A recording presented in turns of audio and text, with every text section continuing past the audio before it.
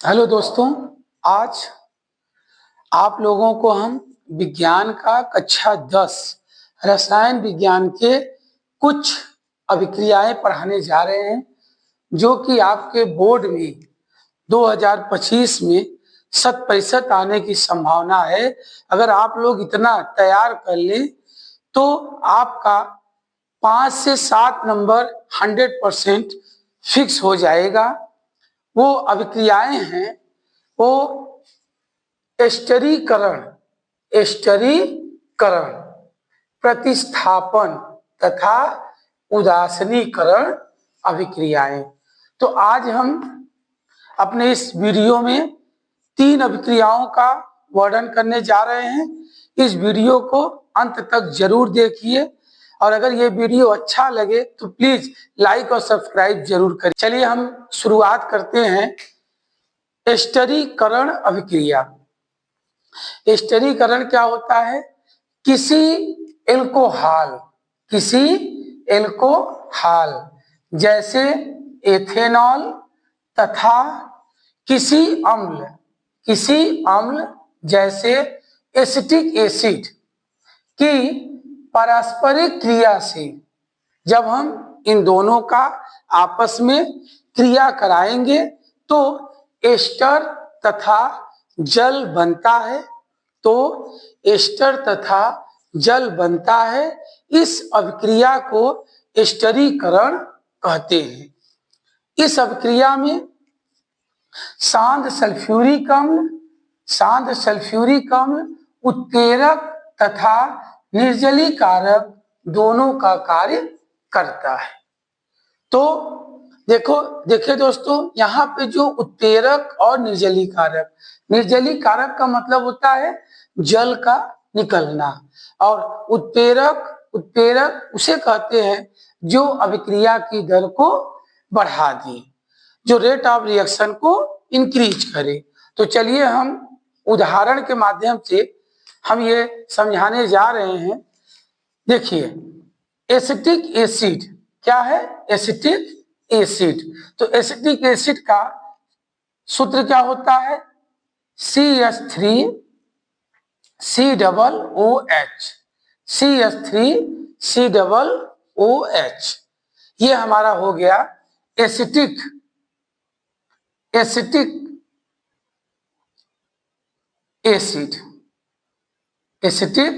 Acid. चाहे हम acid कहें चाहे हम अम्ल कहें, एसिटिक एसिड। और उसके बाद क्या है कि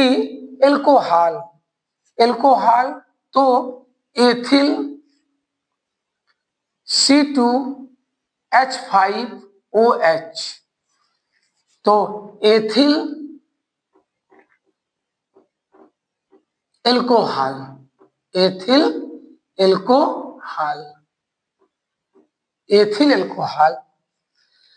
इन दोनों का आपस में क्या कराएंगे? अभिक्रिया कराएंगे। और ये उपस्थिति क्या होगा? सांद्र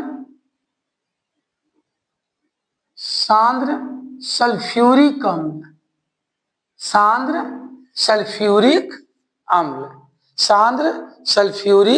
अम्ल। तो हमारा उत्पाद क्या बनेगा? उत्पाद होगा CH3COOC2H5OH और जल। क्या बनेगा? जल। तो इसे क्या हो जाएगा? Ethyl acetate.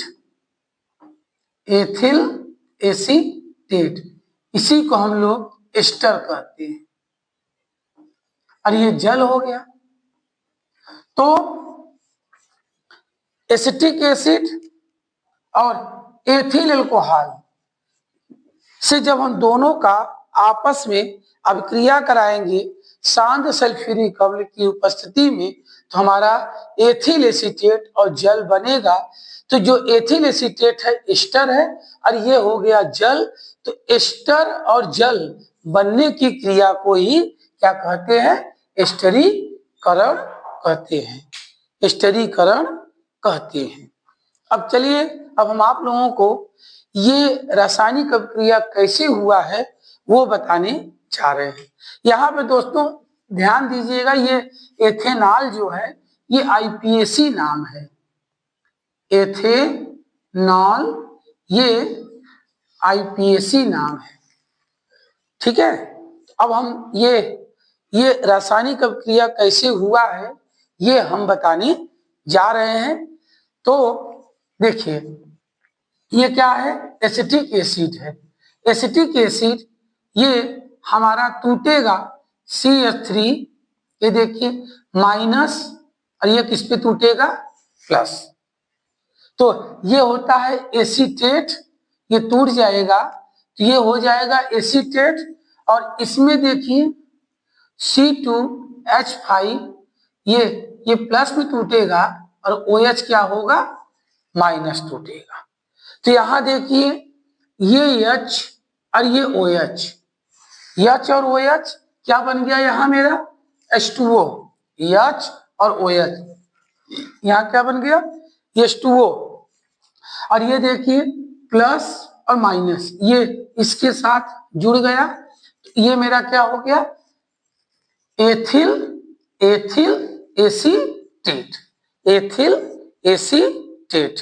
ये मेरा हो गया एथिल एसीटेट। तो यहाँ पर इस तरीके से इसमें ये रासायनिक अभिक्रियाएं होती हैं। तो इसे हम इरेज करते हैं। देखिए, अब हम आपको बताएं कि जो हम इधर का जो हम इसे मिलाते हैं, इसे हम लोग क्या कहते हैं, अभिकारक कहते हैं। और ये जो यहाँ पे बनता है उसे हम लोग क्या कहते हैं, उत्पाद कहते हैं। यहाँ पे ये क्या है, उत्प्रेरक, ये क्या है, उत्प्रेरक। और ये उत्प्रेरक इस रासायनिक अभिक्रिया में निर्जलीकरण, मतलब इसमें से जल भी निकाल रहा है और इस अभिक्रिया की दर को भी बढ़ा रहा है। इस तरीके से ये आपका स्थिरीकरण अभिक्रिया कंप्लीट होता है। करो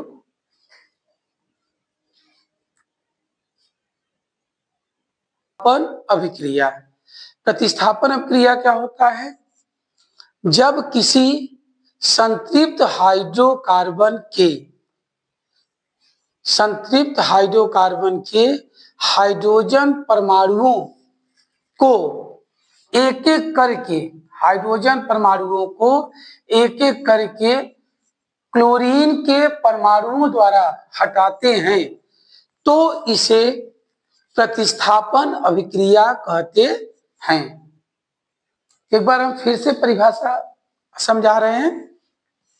जब किसी संतृप्त हाइड्रोकार्बन के हाइड्रोजन परमाणुओं को एक एक करके क्लोरीन के परमाणुओं द्वारा हटाते हैं तो इसे प्रतिस्थापन अभिक्रिया कहते हैं।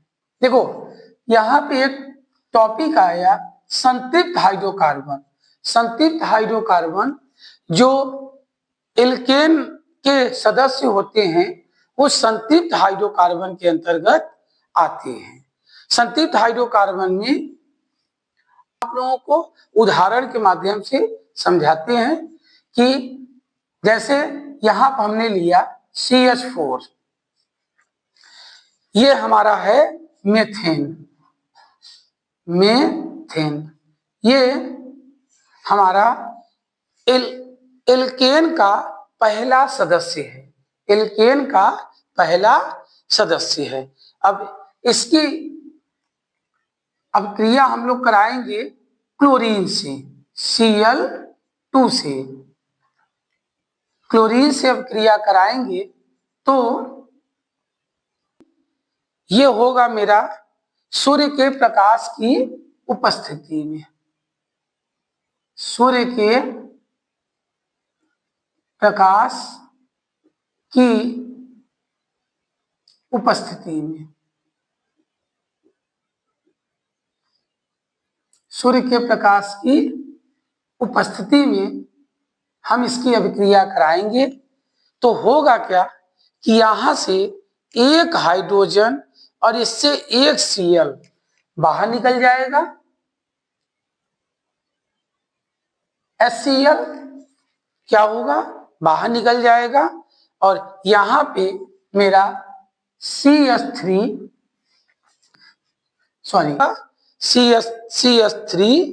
और यहां क्या हुआ Cl, तो ये क्या हो गया, मेथिल क्लोराइड, मेथिल क्लोराइड। देखिए दोस्तों, ये रासायनिक अभिक्रिया कैसे हुआ है, एक बार हम नीचे एक्सप्लेन कर रहे हैं। देखिए, ये हो गया मीथेन की संरचना और ये हो गया मेरा क्लोरीन, ये अपने अणु फॉर्म में रहता है। यहां से HCl यहां पे बाहर निकल गया, HCl यहां पे बाहर निकल गया, और ये जो Cl बचा, ये Cl इसके साथ जुड़ गया। Cl यहाँ पे अधिक क्रियाशील है और H कम क्रियाशील है, तो Cl क्या करेगा, H को हटा देगा, और हटाने की क्रिया को ही क्या कहा जाता है, प्रतिस्थापन। अब देखिए, ये अब क्रिया आगे ले जाते हैं और बारी बारी करके ये पूरे हाइड्रोजन को हटा देगा और यहाँ पे CCl4 कार्बन टेट्राक्लोराइड बन जाएगा। अब देखिए यहाँ पे फिर हम इसे यहाँ पे लाएंगे CH3Cl, और फिर हम इसे क्या करेंगे, Cl2 से अभिक्रिया कराएंगे और उपस्थिति सेम होगी। तो यहां से देखो, एक H एक Cl, यहाँ HCl हो जाएगा और एक Cl यहां बढ़ जाएगा, यहाँ क्या हो गया, CH2Cl2। फिर इसे हम यहां लाएंगे CH2Cl2, यहां पे फिर Cl2 और उपस्थिति सेम रहेगी, एक Cl यहां जुड़ जाएगा और एक H एक Cl बाहर निकल जाएगा, HCl। यहां पे क्या होगा, CHCl3, ये मेरा बन गया क्लोरोफॉर्म, ये मेरा क्या बन गया, क्लोरोफॉर्म। अभी देखो यहाँ पर एक H और है, तो ये H भी यहां से हट जाएगा, CHCl3 का हम क्लोरीन से कराएंगे तो सेम चीज रहेगा, उपस्थिति वही रहेगी। यहाँ क्या हो जाएगा, CCl4 और HCl, यहाँ पे मेरा कार्बन टेट्राक्लोराइड का निर्माण हुआ।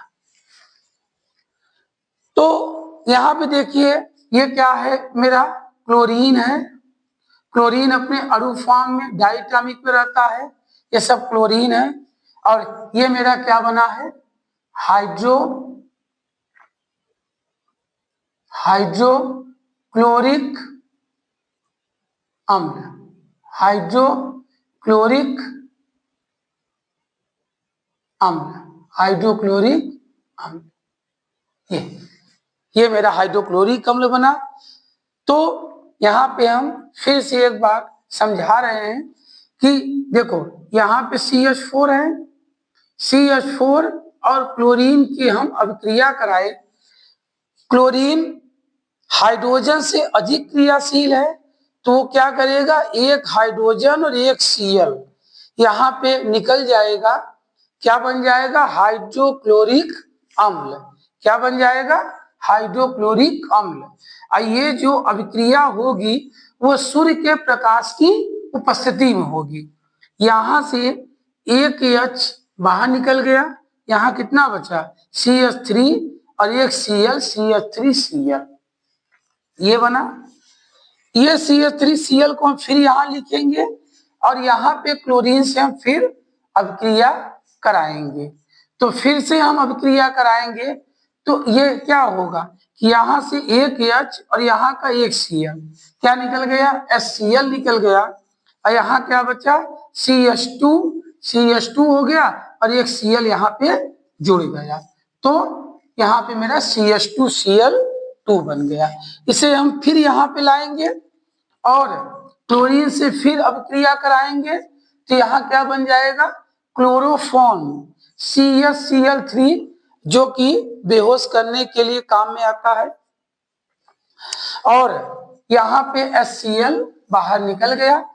फिर हम इस क्लोरोफॉर्म को यहाँ पे लाएंगे और क्लोरोफॉर्म फिर हम क्लोरीन से कराएंगे सूर्य के प्रकाश की उपस्थिति में। तो ये क्या बनेगा, कार्बन टेट्राक्लोराइड का निर्माण हो जाएगा। अब इसके आगे अब क्रिया नहीं होगी क्योंकि यहाँ पर देखिए हाइड्रोजन नहीं है। तो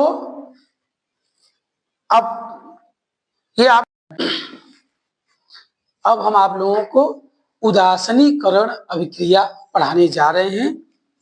उदासीनीकरण अभिक्रिया किसी अम्ल एवं क्षार के संयोग से, किसी अम्ल एवं क्षार के संयोग से लवण एवं जल बनने की रासायनिक क्रिया को उदासीनीकरण अभिक्रिया कहते हैं। इस रासायनिक अभिक्रिया में क्या होगा, अम्ल होगा और क्षार होगा। अम्ल और क्षार का परस्पर अभिक्रिया कराएंगे तो उस अभिक्रिया से क्या बनेगा, लवण बनेगा एवं जल बनेगा। यही लवण और जल बनने की क्रिया को ही हम लोग उदासीनीकरण अभिक्रिया कहते हैं। इसमें आया है अम्ल और क्षार। देखिए अम्ल क्या होता है, थोड़ा सा हम अम्ल और क्षार के बारे में मालूम बता दें। अम्ल क्या होता है, अम्ल किसे कहते हैं, अम्ल जो जल में घुलकर H+ आयन दे, वो मेरा क्या होगा, अम्ल होगा। जो जल में घुलकर H+ आयन दे वो मेरा क्या होगा, अम्ल होगा। और जो नीले लिटमस को लाल कर दे, अगर हम एक सूचक होता है लिटमस पेपर, उसमें अगर हम अम्ल को डालेंगे तो क्या करेगा, नीले रंग से लाल कर देगा और ये स्वाद में क्या होगा, खट्टा होगा। तो ये सब कुछ अम्ल के पहचान है। और क्षार क्या होता है, क्षार जो जल में घुलकर OH- आयन दे, जो जल में घुलकर OH- आयन दे वो मेरा क्या होता है, क्षार होता है। क्षार का देखिए जैसे NaOH, KOH, sodium hydroxide, potassium hydroxide. अम्ल में HCl, हाइड्रोक्लोरिक एसिड, हाइड्रोक्लोरिक अम्ल, HNO3, नाइट्रिक अम्ल, नाइट्रिक अम्ल, नाइट्रिक अम्ल, नाइट्रिक अम्ल। ये क्या है, हाइड्रोक्लोरिक अम्ल,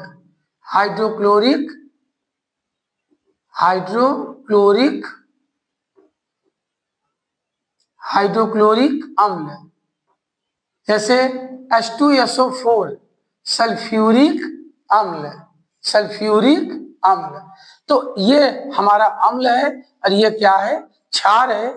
समझ में आ गया होगा कि अम्ल किसे कहते हैं और क्षार किसे कहते हैं। अम्ल जो जल में घुलकर H+ आयन दे और क्षार जो जल में घुलकर OH- आयन दे। अब चलिए हम उदाहरण को आपको समझाते हैं कि NaOH, ये क्या है मेरा, sodium sodium hydroxide, sodium hydroxide जो कि क्या है, क्षार है, जो कि क्षार है। इसकी तो क्या है, अम्ल और क्षार, तो हम यहाँ पे अम्ल भी लेंगे, अम्ल ले लें HCl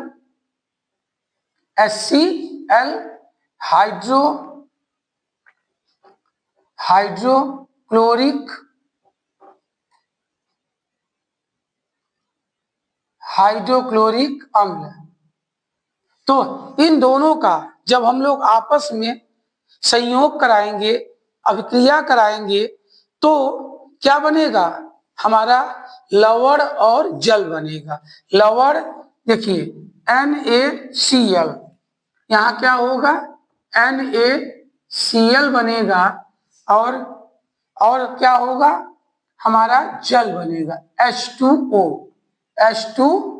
माने इसमें से जल बाहर निकल जाएगा। ये सोडियम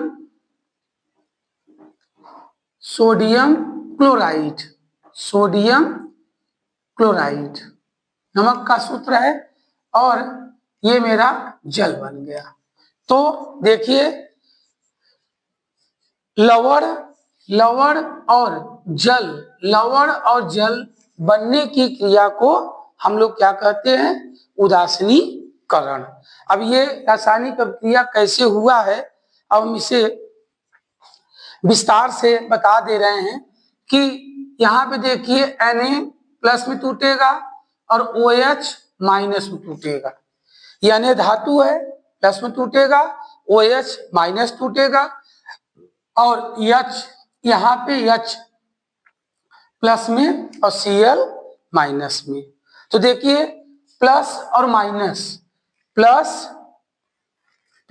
और माइनस मिलकर क्या होते हैं, उदासीन। तो ये देखिए NaCl, यहाँ क्या बन गया, NaCl, ये मिलकर क्या हो गए, उदासीन हो गए। और यहाँ देखिए OH और H, ये दोनों मिलकर जल बना लिए, और ये भी क्या हो गए, उदासीन हो गए। तो एक बार हम इसे फिर से आपको रिपीट करते हैं कि किसी अम्ल एवं क्षार के अम्ल और क्षार के संयोग से लवण एवं जल बनने की रासायनिक क्रिया को उदासीनीकरण कहते हैं। तो यही जो अभिक्रिया है, ये मेरा उदासीनीकरण में है। साथियों, आप लोगों को ये लिखने की आवश्यकता नहीं है, ये हम केवल आप लोगों को समझाए हैं, और यहाँ भी ये चीज आप लोगों को लिखने की आवश्यकता नहीं है। केवल आप लोग उदासीनीकरण में क्या लिखेंगे कि किसी अम्ल एवं क्षार के संयोग से लवण एवं जल बनने की रासायनिक क्रिया को उदासीनीकरण कहते हैं, और ये उदाहरण दे देंगे। अगर दोस्तों आपको ये मेरा वीडियो पसंद आया हो तो प्लीज इसे लाइक और शेयर सब्सक्राइब जरूर करिए। धन्यवाद।